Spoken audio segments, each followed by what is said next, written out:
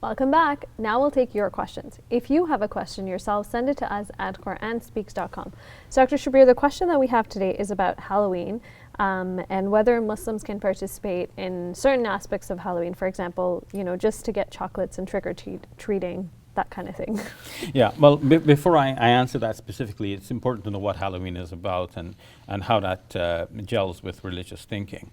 Now, in many ancient societies, especially in some pagan societies, there was the idea that this is a time of year in which there is somehow an opening between the world of the dead and the living, and the world of the dead, people will I come didn't know from. that. Yeah, the spirits from the dead will come and haunt our world. And so it was important, they thought, to dress up the kids in costumes to disguise them so that the spirits won't recognize them and harm them.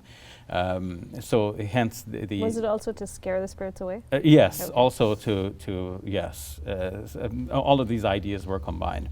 Now, generally, where Christianity was spread, the policy seems to have been to somehow adopt the practices the best they could and make them fit in with Christian ways of thinking, or to have a sort of a parallel holiday along with the pagan celebrations which are going on. So what was thought appropriate was that this was made All Saints Day. So the day itself following the evening was called All Saints Day. That's a day for honoring the dead saints of Christian history. And then the eve of that was called All Saints Eve, and a way of saying saints or holy things is hallow. A thing is hallowed if it's holy. Right. Okay. So the evening came to be known as All Hallows Eve, and eventually shortened to Halloween. Yes. So the name itself derives from that etymology, and it then becomes a blending of these various customs and practices, some pagan, some Christian. With these sorts of things in mind, then, how do Muslims govern themselves in this situation?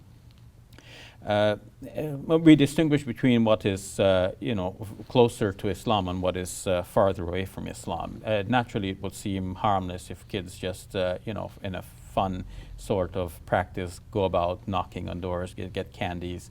People are pleased to give them. The kids are happy to receive them. There seems to be no problem, right? Well, one problem could be that in having kids go about in this way, they are being, in a way, shown to beg, and or they're taught that you can go about and beg, you get something. Whereas it's usually in Muslim culture, we don't beg. Even if somebody may be in need, that person may feel hesitant to beg for even genuinely needed things. So what about things which are not so really needed? Now, I know it might be said this is just a kind of a sport, a child's thing. And so we need to, because both parties know that that's what's happening. That's what's happening. Yeah. So I mean, I'll be relaxed in the way I describe this, but there's a fundamental issue here.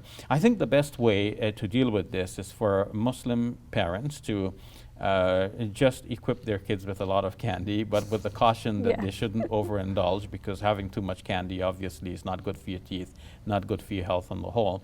But give them enough candy so that they don't feel like I need to go out and be part of this in order to get candy. And as a Muslim community, what some of the mosques do is that they have a sort of a Halloween party. It's not so much of a Halloween party. They may organize a lecture in the mosque, and kids will be brought out, and everyone will be educated about the history of this practice and about this holiday. And at the same time, candy will be supplied at the mosque itself. In this case, the kids associate the mosque with something enjoyable. That's where they go to get candy. And the parents are at the same time educated about the history of this holiday, and everyone comes out happy. And now the kids don't feel that they need to be part of the practice, and it may save parents a little bit of money as well, because they don't have to buy all of these fancy costumes, it's of Spider-Man and Batman and all of these costumes. That, all of this is commercialized as well. You see, the commercial interests want to perpetuate a holiday like this because they can sell all of these costumes and so much paraphernalia that go along with the holiday. And obviously we have other better things to worry about, and it is important that as faith communities, whether Muslim or otherwise, we channel our thinking and the thinking of our kids towards things which are more important than these passing festivities that come and go. I know one mosque in Scarborough is actually organizing a gathering specifically for kids, I think on Halloween night, to help sort of address that. And we are doing it at our Islamic Information and Dawah Perfect. Center on the night before, being the Friday night. Perfect. Thank you very much, Dr. Shabir. You're welcome.